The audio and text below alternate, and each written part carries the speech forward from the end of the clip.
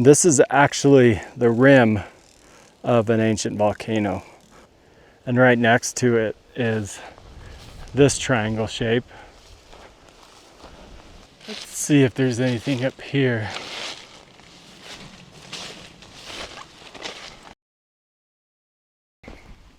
I'm back in the American Southwest, and this is a continuation of the last episode. I'm walking west in the direction of the setting sun, and it's the direction that that shrine site that we found in the last episode was aiming. And what I think it's aiming at is the head of another creek. The majority of these mounds, these triangle mounds, are facing in two major directions. The first one we found is facing west, northwest, and the other smaller ones, the majority of them, are facing east or southeast. And that last shrine site was found at the head of a creek. So I'm curious to know what's going to be at the head of this creek.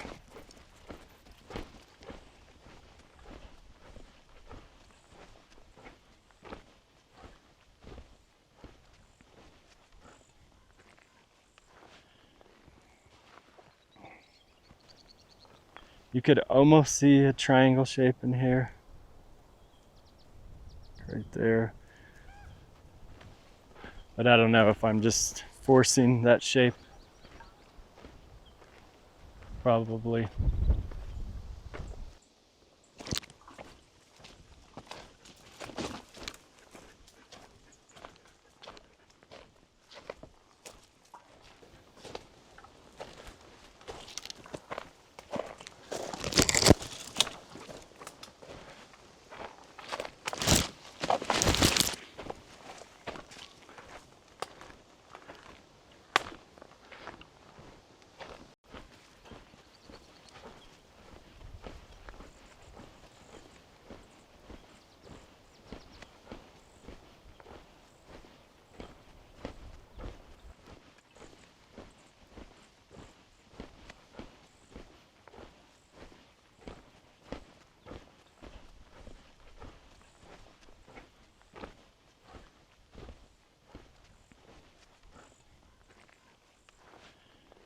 This looks like one of those triangle shrines, and it's facing in the same direction, west, northwest, and it's aiming towards the head of that creek.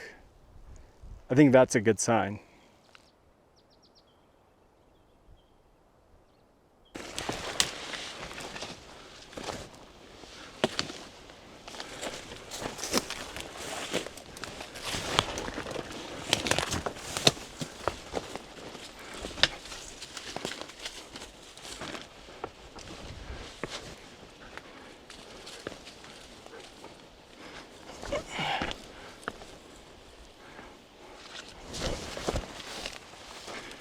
So I was just about to intersect the creek, and I'm seeing more of these triangle shaped shrines. And this one seems to be aiming west like the other ones. It's kind of missing the tip here. That could be this rock that moved. But this like diamond shaped one is headed west east. And right next to it is this triangle shape. You can see the edges here. It's about 10 feet.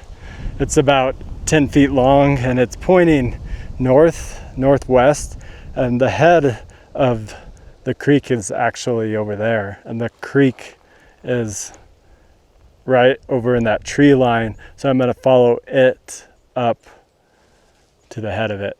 I'm hoping that I'm not building this up to nothing. My hope is that there's something at the head of that creek, and it seems like I'm seeing these signs that there should be. It's so strange, these shrines or triangle shapes, and now maybe even a diamond shape. They're all aiming at something.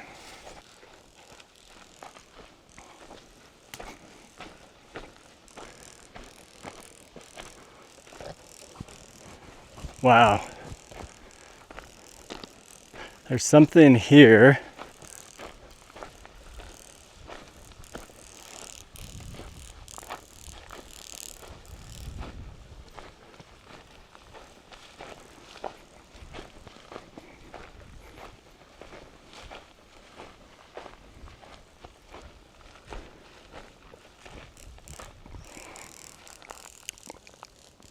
What it is, I don't quite know. I was expecting if there were any stones or rocks up here, it'd be that white quartz, but we're back to the lava rock. This could just be natural.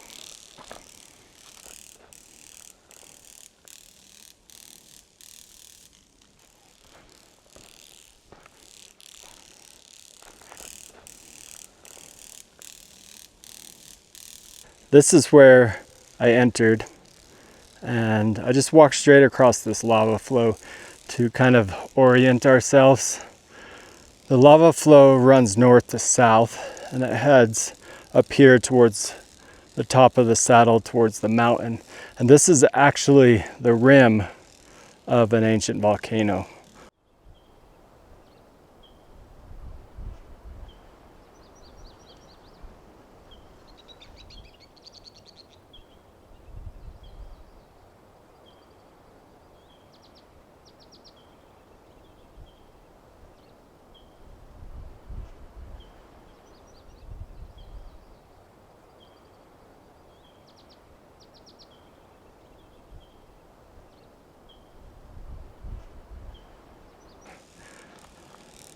Down south here, the direction of the lava flow, is the start of the creek.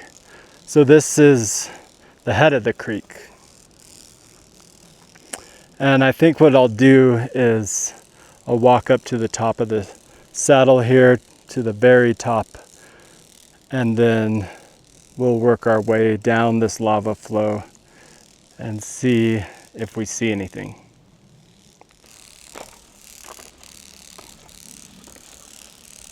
These grasshoppers are so loud.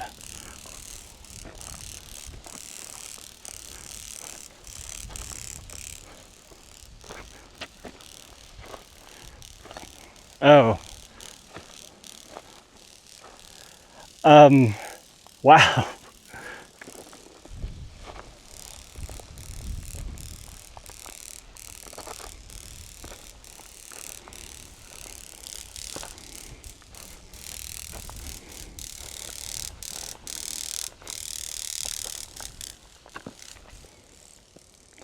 So that's clearly a pit house. It's 4 feet deep, 12 feet across, and noticing over here a stack of rocks.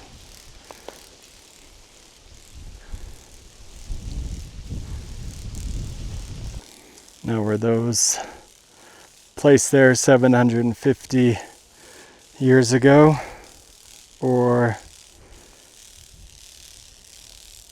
did looters come and remove them from inside this pit house?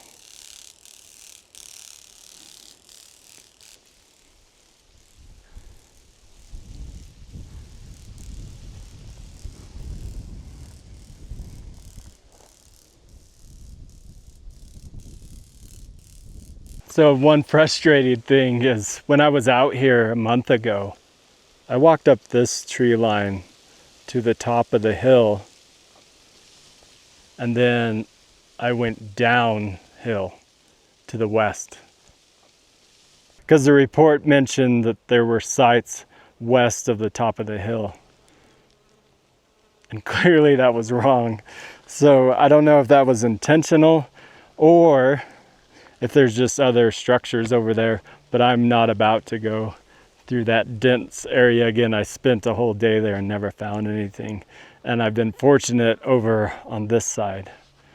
So let's work our way up all the way to the top of the saddle.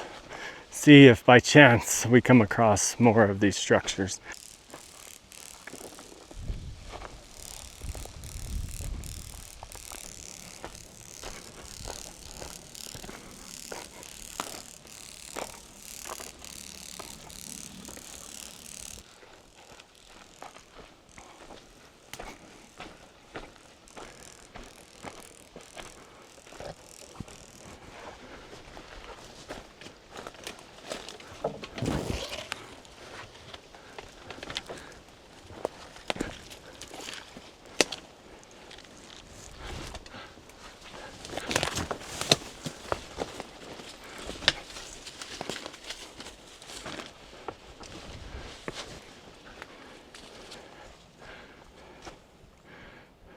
It looks like right here there was probably a structure. There aren't very many rocks, but maybe this was just a shallow dig and an above ground structure.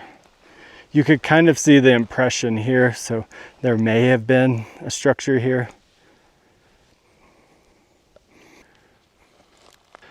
Now this is the very rim, so you can't see, but off the back side of this, it's really steep, and that's down the volcano.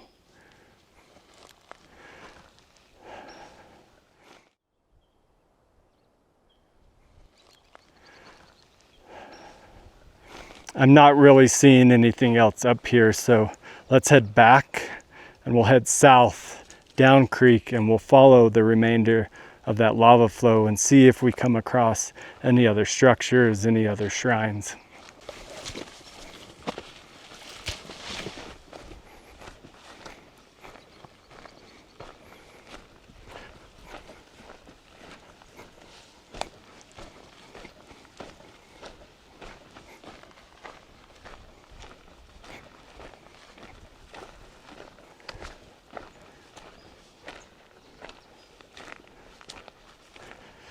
So this is the pit house that we found.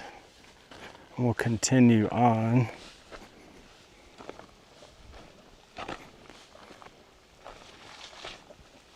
Oh, I didn't even see this one over here.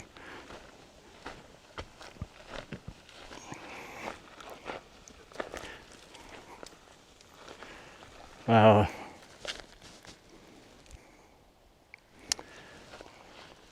About 12, 14 feet across as well. So that's the second pit house. Oh, look at this.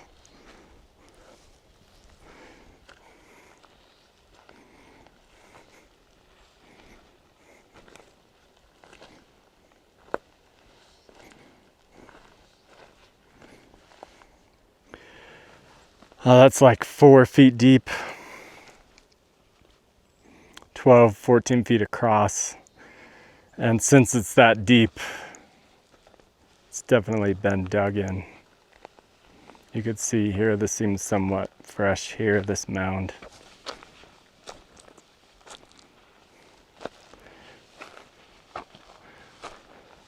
One thing that stands out in the archaeology report is that the structures that were found out here, the handful of pit houses, they had been excavated and they found some things, but then they had been backfilled and returned back to how they found them.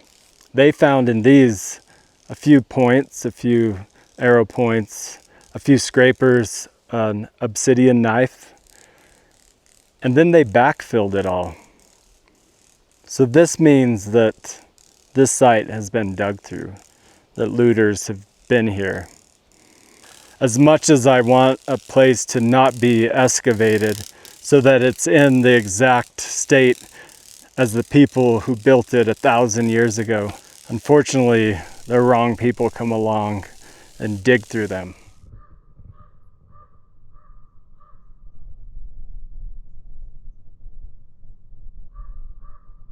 The good news is archaeologists did excavate this before the looters got to it. So even though it is a worst case scenario, it has been studied and the artifacts have been removed from it.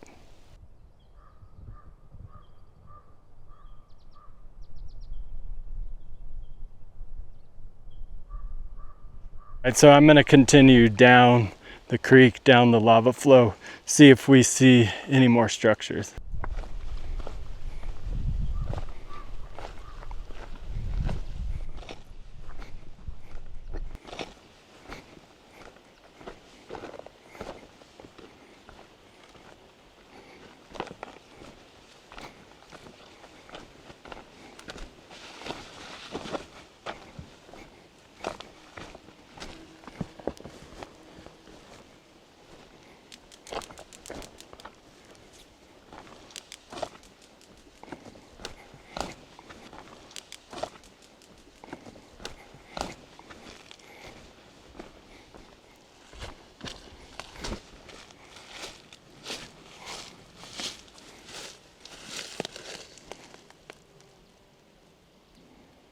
I don't really see anything else, and the forest starts to get dense again, but I think I'm going to continue to follow that creek.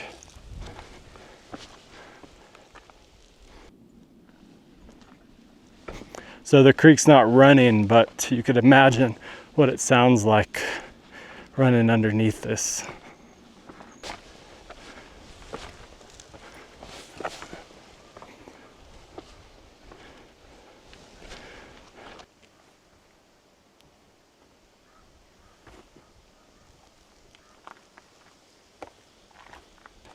I followed that creek for about a mile and didn't see anything else. What I want to do before I head back is investigate a much smaller creek that I skipped over. Between the creek with all the shrines and the pit houses that we found is another creek. And I want to walk to the headwaters of it because I noticed that the head of it is nearly on the same east to west line. So I'm wondering if there's some other structure built at the head of that creek.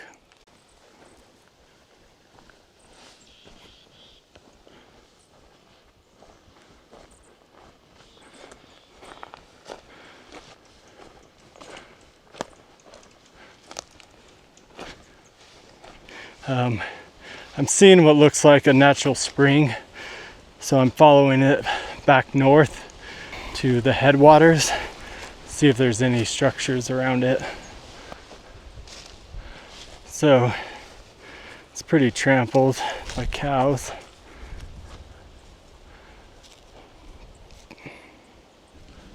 Let's see if there's anything up here.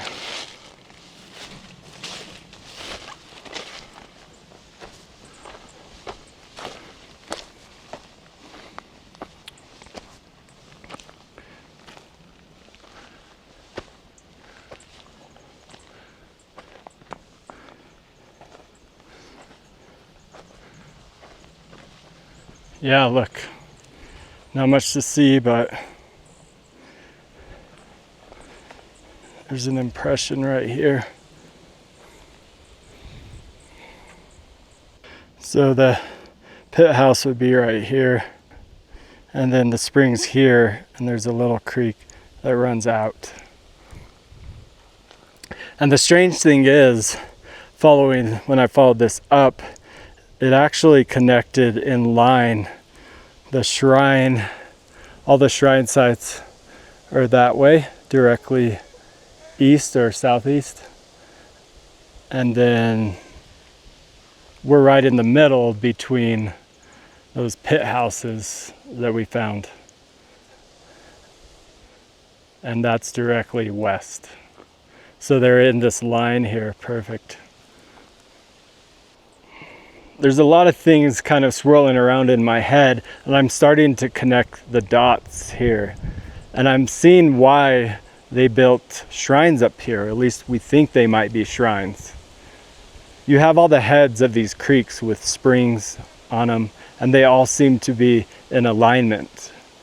They're in alignment with a solar phenomenon, with the sunrise and the sunset. And then you have these shrines, these triangle-shaped mounds that honor that direction, that aim both west and east.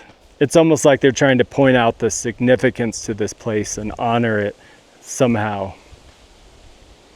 You think about what these creeks represent, their water, their life, and they run back towards their homeland, 20 miles to where they lived. It makes sense that they would honor it somehow.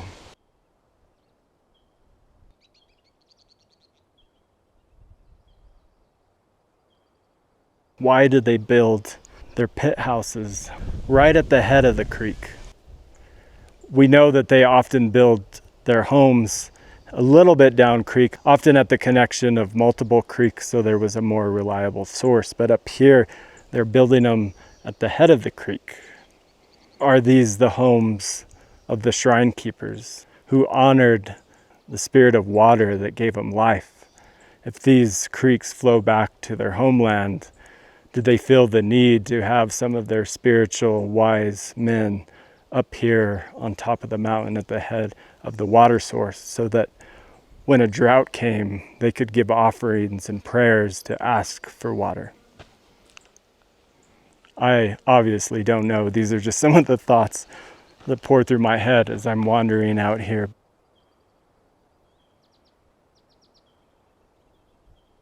I was reading over the final thoughts of the archaeologist in regards to this shrine site, and I thought I would just leave you with her last 3 sentences summarizing this place. Were they shrines, or what was their purpose? We know of no historic parallel in shape or size to these structures. That they should be further investigated is clear.